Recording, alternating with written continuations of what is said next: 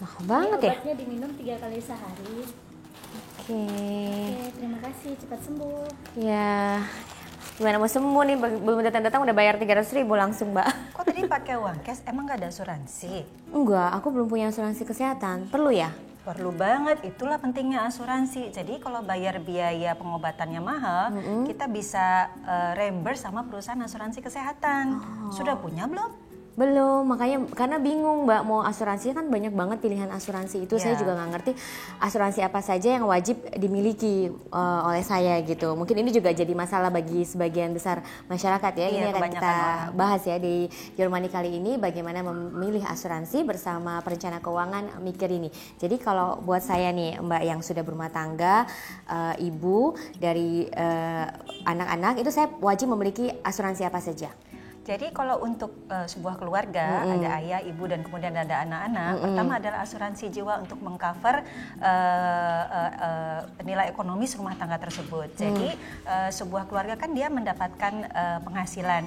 Biasanya sekarang saat ini suami istri bekerja atau hanya suaminya saja. Nah kalau terjadi sesuatu hal misalnya risiko meninggal dunia pada si pencari nafkah, maka dengan adanya asuransi jiwa, keluarga yang ditinggalkan nanti akan mendapatkan sejumlah santunan. Itu yang pertama, asuransi jiwa. Nah, tapi kalau dua-duanya bekerja, siapa yang wajib memiliki asuransi jiwa? Apakah suaminya saja atau dua-duanya mbak? Dua-duanya. Jadi siapa yang mencari nafkah, dialah yang wajib memiliki asuransi jiwa. Nah kemudian juga ada asuransi kesehatan. Jadi selain risiko meninggal dunia yang mengakibatkan hilangnya pendapatan keluarga, maka ada juga biaya tak terduga gara-gara terjadinya musibah seperti penyakit, kemudian adanya kecelakaan ya, yang menyebabkan menurunnya kondisi kesehatan kita, sehingga kita harus berobat, harus dirawat. Biaya kesehatan kan nggak murah. Betul, ini kayak tadi aja berasa langsung. Iya, baru sekali. Coba kalau 10 kali, tinggal dikali aja ya.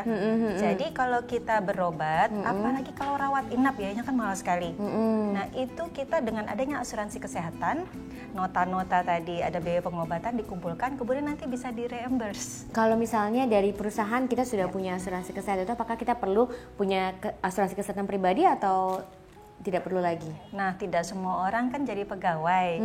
Kalau yang sudah jadi pegawai di perusahaan, biasanya lewat peraturan pemerintah melalui BPJS ya, yang dulu namanya Jam Sostek. Ada juga perusahaan swasta yang memang dia bekerja sama dengan perusahaan asuransi swasta untuk bisa mengcover biaya-biaya kesehatan para pegawainya. Jadi bekerjanya tenang karena biaya kesehatan sudah di-cover. Tapi karena tidak semuanya jadi pegawai, jadi semisalnya seseorang wirausaha ya, kemudian juga seorang profesional yang dia tidak bekerja secara resmi di perusahaan, dia perlu punya asuransi kesehatan sendiri. Nah, yang mungkin membingungkan bagi sebagian orang adalah memilih asuransi yang tepat untuk kita itu karena begitu banyak provider asuransi ya. Bagaimana memilih asuransi yang mana untuk kita itu ada caranya nggak? Jadi memang harus sesuai kebutuhan dulu ya. Nah kalau kita mengambil asuransi jiwa memang harus sesuai dengan kebutuhan, tidak terlalu berlebihan dan juga jangan sampai juga kurang gitu ya. Nah kebanyakan orang asuransi jiwa dia merasa semakin banyak punya asuransi jiwa itu semakin baik. Padahal kan itu mengurangi gajinya dia karena kan harus bayar premi. Nah sebaiknya memang jumlahnya harus seimbang antara proteksi asuransi jiwanya ya dengan juga jumlah yang harus dia tabung atau dia investasikan. Idealnya berapa persen sih mbak untuk alokasi untuk asuransi ini? Sebenarnya untuk asuransi jumlah 5-15% itu cukup ya dari gajinya dia. Namun tiap keluarga kan punya kebutuhan yang beda. Jadi dinilai dulu nilai ekonomis keluarga tersebut atau pendapatan yang mesti di cover itu berapa.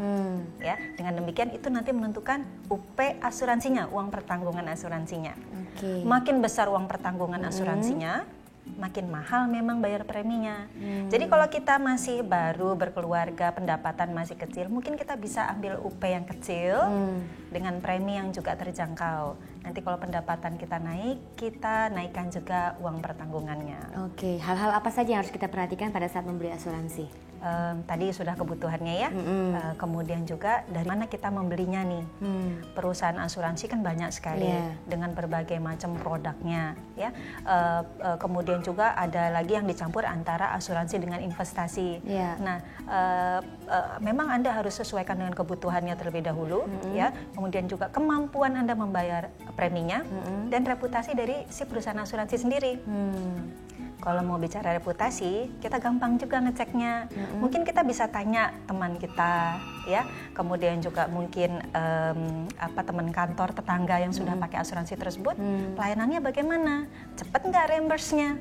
Ya, jadi atas rekomendasi tersebut kita bisa membeli produk asuransi jiwa yang ditawarkan oleh perusahaan yang bersangkutan. Oke, baik Mbak Mika untuk penjelasannya yang cukup jelas tentang asuransi. Terima Sama-sama, kasih. Mbak Lucia. Nanti bantu saya ya untuk pilih-pilih asuransi yang tepat yang mana ya. Boleh. Demikian perbincangan kita pemirsa. Your Money akan kembali dengan episode lainnya. Yuk Mbak.